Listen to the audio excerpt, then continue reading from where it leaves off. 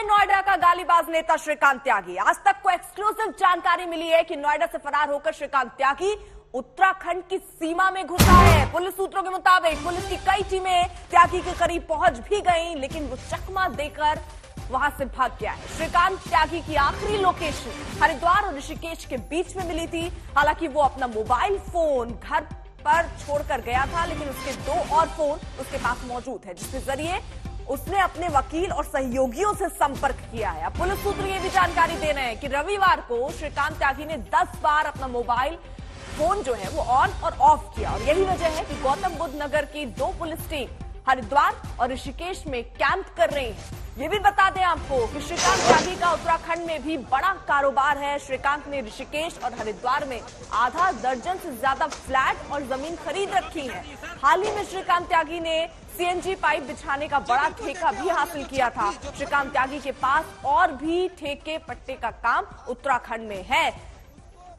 ये तस्वीरें भी हम आपको दिखा रहे हैं, जहां एक तरफ आज एक्शन हुआ, बुलडोजर गरजा हुआ नजर आया, अवैध निर्माण जो था उस पर हथौड़ा चलता हुआ नजर आ रहा है। लेकिन इसी बीच सवाल ये था कि त्यागी साहब कहां गायब हैं। अभी तक उनकी लोकेशन जो लास्ट मिली है वो उत्तराखंड, और इसीलिए टीमें वहां के लिए रवाना कर दी गई हैं। वहीं दूसरी तरफ सोसाइटी में वो लोग जो लंबे समय से इससे परेशान थे, आज कार्रवाई होने पर खुश नजर आ रहे हैं। लेकिन यही सवाल भी बार बार पूछ रहे हैं कि कब होगी गिरफ्तारी। 10 बार त्यागी का फोन जो है वो ऑन और ऑफ हुआ है। अब लोकेशन जो लास्ट उसकी मिली है वो उत्तराखंड की मिली है, आखिरी लोकेशन हरिद्वार के पास मिली। उसके बाद अब यही जानकारी कि उत्तराखंड की तरफ आगे बढ़ रहा होगा, और इसीलिए पुलिस की टीमें वहां पर मौजूद हैं। पुलिस की कई टीम तलाश में लगातार जुटी हैं। हालांकि महेश शर्मा जो कि सांसद है, उन्होंने डेडलाइन 48 घंटे की दी थी, शाम 5 बजे। आज वो 48 घंटे पूरे हो रहे हैं, और इसीलिए वो कह रहे हैं कि जल्द से जल्द गिरफ्तारी हो जाएगी। अब देखिए प्रॉपर्टी इस गालीबाज नेता की कितनी थी आपको बता दें। फ्लैट, जमीन, सीएनजी पाइप लगाने का ठेका, ये प्रॉपर्टी है जो उत्तराखंड में भी इसकी है, और ये कहा जा रहा है कि वहीं पर श्रीकांत त्यागी छिपा हुआ है। सवाल तो ये भी पूछे जा रहे हैं कि किसकी शय पर ये अवैध निर्माण करा रहा था, किसकी शय पर वो इतनी प्रॉपर्टी खरीद रहा है। अभी तमाम सवाल हैं, लेकिन जैसे गिरफ्तारी होगी एक एक करके सारे सवालों के जवाब भी मिलते जाएंगे। तो गालीबाज पर गाज, अब वो गिरफ्तार कब होगा, बड़ा सवाल यही है। आपको हम तस्वीरों के माध्यम से पूरा घटनाक्रम जरा दिखा दें। निर्माण अवैध कैसे टूटा, वो 2 बुलडोजर सोसाइटी में पहुंचते हैं और जिसने अवैध निर्माण कर लिया था उसको तोड़ते हुए नजर आ रहे हैं। अभी हम लोग पूरे खुश नहीं हैं, क्योंकि पुलिस ने जो महेश शर्मा जी और पंकज सिंह जी ने बोला था कि 48 आवर में श्रीकांत त्यागी गिरफ्तार होगा। अभी तक उसकी कोई गिरफ्तारी नहीं हुई है। कि इतना बड़ा बंदा है कि गुंडे को नहीं पकड़ पा रही पूरी एनसीआर पुलिस या उत्तर प्रदेश पुलिस, या तो इसमें क्या है। आई थिंक 48 आवर्स हम लोगों को कंप्लीट हो चुके हैं ना, तो अभी तक नहीं पकड़ा गया है। उसको क्यों भगाया गया? 4:30 बजे वो गया है, रेजिडेंस की आंखों के सामने ही गया होगा। कहां से गया, कैसे गया? अगर गुंडे आ रहे हैं, ऐसे कैसे आ रहे हैं? रेजिडेंस के घर पे चले जाते डायरेक्ट, और गन वन ली होती, शूट कर देते, कौन रिस्पॉन्सिबल होता? हमारी सेफ्टी नहीं है, अभी भी नहीं है। हम अभी भी ताली बजा के खुश नहीं हो सकते कि हम बुलडोजर आया, ये टूटा, खत्म। नो, अभी स्टार्ट हुआ है, अभी खत्म नहीं हुआ।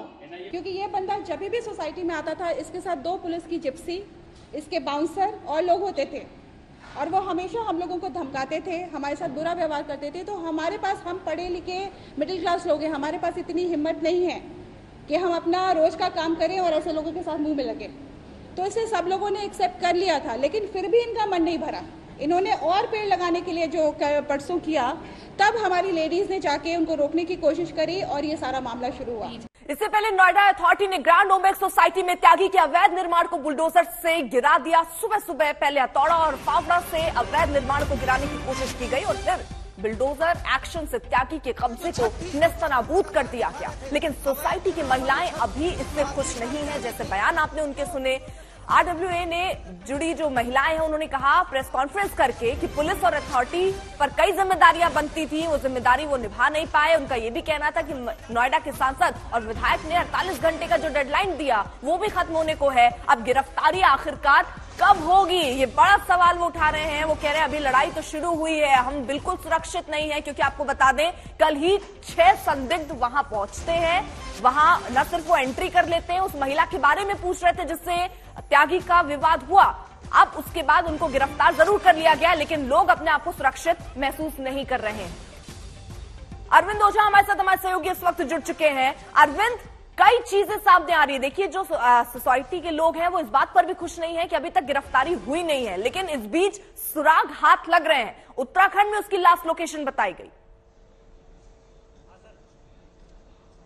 जी बिल्कुल, उत्तराखंड में उसकी लास्ट लोकेशन बताई गई थी, लेकिन अभी भी पुलिस की पकड़ से दूर है श्रीकांत त्यागी, क्योंकि लोकेशन लगातार नोएडा पुलिस ये दावा कर रही है। पहले मेरठ में रेड हुई, गुरुग्राम में रेड हुई, उसके अलावा सहारनपुर, उसके अलावा अब उत्तराखंड में उसके छुपे होने की बात सामने आ रही है। लेकिन सवाल यही है कि 72 घंटे से ज्यादा का वक्त हो चुका है, श्रीकांत त्यागी अभी तक गिरफ्तार नहीं हुआ। इन सब के बीच अगर आप ये देखिए तो ये आपको तस्वीरें, सुबह तक हमने ये तस्वीर दिखाई थी किस तरीके से आलीशान तरीके से ये पूरा अवैध निर्माण वो खड़ा था, जिसको बुलडोजर ने पूरी तरह से ध्वस्त कर दिया।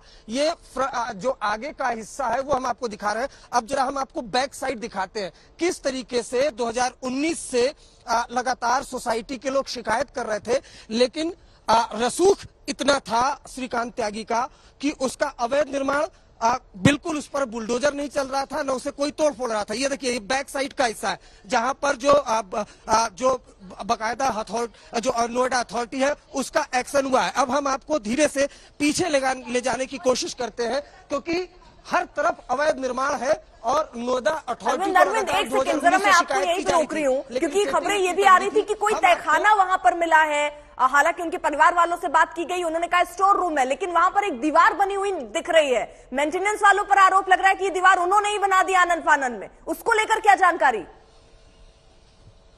जी मैं आपको बताऊं, जी देखिए अर्पिता, हम आपको उसी जगह पर लेकर चल रहे हैं। हालांकि इसे तहखाना कहा जा रहा था, लेकिन तहखाना नहीं है, बेसमेंट है। काफी अंदर जाकर यहाँ पर भी अथॉरिटी का एक्शन हुआ है। काफी अंधेरा यहाँ पर है, लेकिन हम आपको ले जाने की कोशिश करते हैं। हमने आपको वो हिस्सा दिखाया जहां पर अथॉरिटी का एक्शन हुआ था। यहाँ पर भी काफी तोड़फोड़ हुई थी।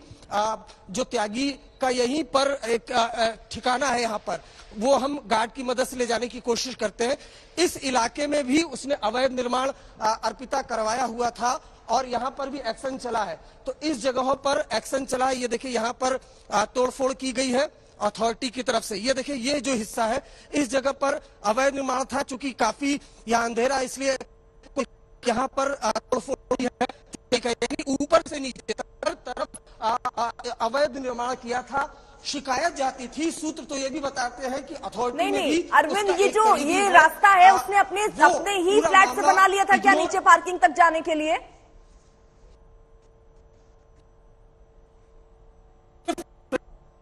तस्वीरें पहले भेजी थी, लेकिन ये दूसरा रास्ता है। हम आपको दिखा रहे हैं कि इस रास्ते से ये जो बेसमेंट की तरफ रास्ता जाता है, बेसमेंट से अंदर जाकर उसने अवैध निर्माण किया था। एक जो रास्ता है वो उसके खुद के फ्लैट से होकर जाता है अर्पिता। वहां पर भी वहां पर भी अंदर जाने पर बेसमेंट है, जहां पर उसने अवैध निर्माण के जरिए एक बकायदा एक कहे तो एक फ्लोर बनवा लिया है जिसमें लोग रहते हैं। तो ये स्थिति यहाँ पर है। लेकिन सवाल वही है कि वो अथॉरिटी जो अब एक्शन में आई है, 2019 के बाद एक्शन में क्यों नहीं आई?